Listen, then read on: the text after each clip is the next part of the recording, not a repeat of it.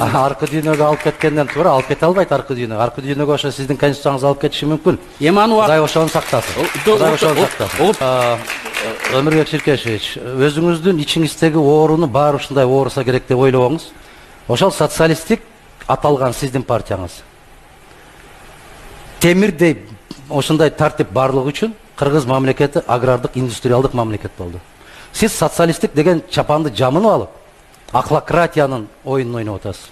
Коалициялык көпчүлүктө турасыз, бир бутуңуз менен, анан шайлоого жакындап калганда эл тарапка качып өтө коесуз дагы, анан шайлоо бүткөндөн кийин келише коесуз алар менен.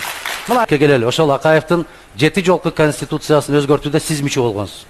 Мен ошол конституцияны өзгөртүү комиссиясында мүчө болуп, ар дайым ошол жерде отургансыз. Кийинки комиссияларда да отургансыз. 9 жолу конституцияны өзгөрткөндү, жигитти сиз өзүңүз оң колуңузга алып айткансыз. Мына ошол биздин жооптуу катчыбыз болот деп. Мына ошол эми Өмүрбек Чиркешевич мындай кылалы. Мындай деңгээлге түшпөйлү, бираз жогорураак деңгээлде бололу. Бизди жаштар көрүп отурат, андай бир чоң маданиятсыздыкты көрсөтпөйлү. Мына ошол сиз сунуштаган жарым сааттан бери маданиятсыздыкты сиз көргөзүп атасыз. Жалган жала жапкандын үлгүсүн сиз көргөзүп атасыз. Эми сиз качан эле мойнуңузга алып жүрчү элеңиз. Мына ошол жалган жала дегенде карап туруңуз да. Өзүңүз эмгек сиңирген юрист катары соттолгон киши тизмеге кирүүгө тыюу салынат. А сиз аны менен бакырайып сүрөткө түшүп алып отурасыз. Эмне үчүн? Сизге Мырзахматовдун тагдыры кызыктырбайт.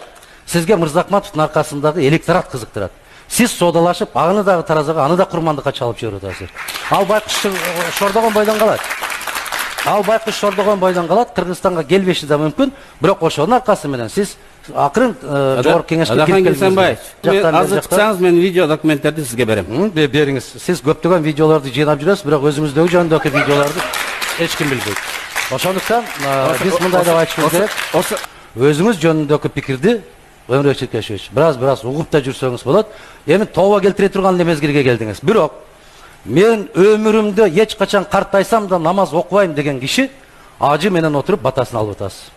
Мына аны да трибунадан жарыялагансыз. Мен карысам да намаз окубайм деп. Мен ошондо айткам, Өмүрбек Чиркешевич, намаз сизге муктаж эмес, сиз намазга муктаж болосуз деп. Азыр чыкканда кечирим сурайт, сиз дагы бир жолу кыргыз элинен кечирим сурап койсоңуз, кечирип койгула, мен туңгуюк жолко алып бараткан экенмин, ушуну сездим да бүгүндөн баштап бурулдум деп. Жана алып баруучу туура суроо берди. Эгерде эл талап кылган болсо карап көрөбүз дегенде. Мындай бир жанакы автоунааларды биз жоюшубуз керек дейсиз дагы. Өзүңүз Кадиллак менен жүрөсүз. Айттыңыз, мына мен автоунааларга каршымын, Кадиллакты бүгүндөн баштап токтотуп койдум десеңиз, элдин баары сизди көрүп токтотуп коймок.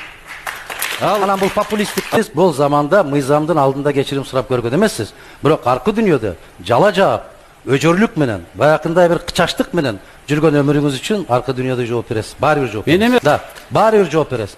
Бардыгыңар ар бириңер бирден телекомпанияны кучактап жатып алып, манастан кийинки баатырлар кылып өзүңөрдү чыгарып атасыз. Элдин башын айландырып бүттүңөр. Мен көп жерден угуп атам. Мына ушулар кетсе Кыргызстан тынчыйт эле дегендей. Бирок элдин да пикирин уга жүрүңүз. Рахмат. Другое дело. Дело не в возрасте. Дело в том, как жил, по какому принципу жил. Если, называя социалистом и стать крупным олигархом, это другой вопрос. А если открыто заявляет, что он занимается бизнесом, и он является бизнесменом, это другой вопрос. Это просто дело чести.